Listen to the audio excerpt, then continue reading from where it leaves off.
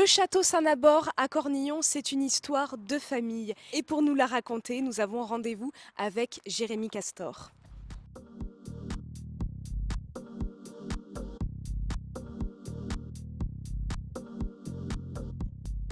Bonjour Jérémy. Bonjour Justine. Merci beaucoup de nous accueillir dans la cave du château Saint-Nabor.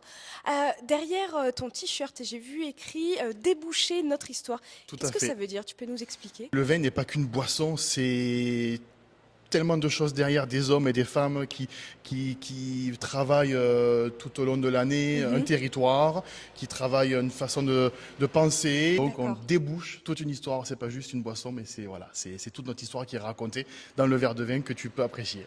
D'accord. Et alors, est-ce que tu peux nous présenter le château Saint-Nabor? Alors, le château Saint-Nabor est une exploitation familiale. Mhm. Mon frère Raphaël et moi-même sommes la sixième génération de D'accord. vignerons. On a repris le domaine en 2012, après le départ en retraite de notre papa et notre Oui. maman. Nous sommes vignerons indépendants. Nous travaillons nos vignes D'accord. exclusivement et nous produisons nos vins seulement avec nos raisins. Là, tu as parlé de vignes, j'en vois un petit peu plus C'est loin à ça. l'extérieur. On est en plein dans la vallée de la Cèze. C'est un territoire que vous aimez beaucoup, que vous mettez en avant au sein même du château. Ce territoire, on le connaît, Oui. on le vit quotidiennement. Tu as l'air particulièrement passionné. C'est pas un travail que l'on fait, c'est notre vie, c'est qui nous sommes. Donc voilà, aujourd'hui tu me parles parce que j'étais dans la cave, mais mon frère, il faut savoir qu'il est sur le tracteur actuellement, en train de s'occuper des Oui, oui, vignes. bah, on l'a aperçu tout à Voilà, l'heure. exactement. Il est là, donc il n'a pas pu être avec nous aujourd'hui. Il y a aussi tout l'espace boutique. Le caveau de dégustation Oui, a été ouvert par mon papa et ma grand-mère au début des années 70. d'accord. On a été un des premiers domaines à ouvrir le caveau aux consommateurs qui venaient chercher du vin avec Mhm. une étiquette Château Saint-Nabor. D'accord. Et aujourd'hui, voilà, on continue un petit peu cet héritage-là. Donc on a une palette de différents vins, rouge, rosé et Mhm. blanc, autant en Côte-du-Rhône, en Côte-du-Rhône village, vin D'accord. de Pays d'Oc ou vin de Pays du Gard, mais on a également des produits pétillants. Voilà notre espace boutique terroir. D'accord. On a fait la petite rénovation début 2020, Mhm. durant le Covid d'ailleurs. C'était un petit espace de stockage qui n'était pas vraiment utilisé. D'accord. Et voilà, l'idée de créer la boutique terroir est venue à ce moment-là. Et là d'ailleurs, ce que tu peux voir, c'est une partie un petit peu ovalisée où on avait un ancien four.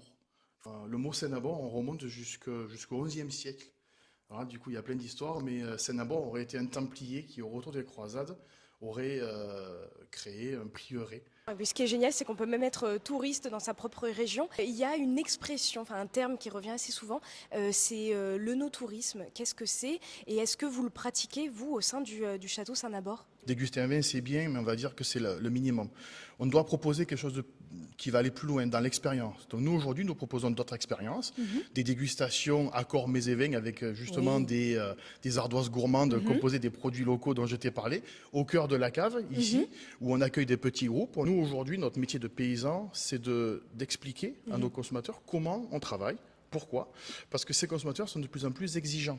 Nous sommes aussi, voilà, un petit peu les ambassadeurs Oui. de la façon dont comment on travaille. Mhm. Voilà. Donc tout simplement, on va mettre en avant tout ce savoir-faire, toutes nos méthodes de Mhm. travail et notre philosophie, en gros. Effectivement, tu en parlais, il y a comme une espèce de souhait de revenir aux sources et que ce soit pour tout type de clientèle. Et on parle aussi beaucoup de luxe, de haut de gamme. Comment est-ce qu'on peut être original et proposer des prestations qui sortent un peu du lot?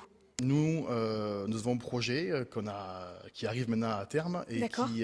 qui a consisté à la rénovation d'un patrimoine Oui. qui était au bord de notre vigne, une Mhm. ancienne ferme familiale. Quand j'ai vu cette ferme avec quelques tuiles cassées, j'ai dit il y a un potentiel pour Il y a faire quelque quelque chose chose. à Il y faire, a ouais. quelque chose à faire. Mhm. On a travaillé sur ce projet-là, une réhabilitation d'un patrimoine, D'accord. mais pas seulement, mais pour créer un lieu où on va pouvoir aller beaucoup plus loin dans l'expérience et dans la découverte de notre territoire et de produits locaux. On va se rendre au Mas de Toulaire. Alors restez bien avec nous parce qu'on va se rendre non pas à Cornillon, mais bien à Saint-Christol de Rodières, à quelques kilomètres d'ici. Tu nous emmènes, Jérémy? Allez, on y va, Allez. suis-moi.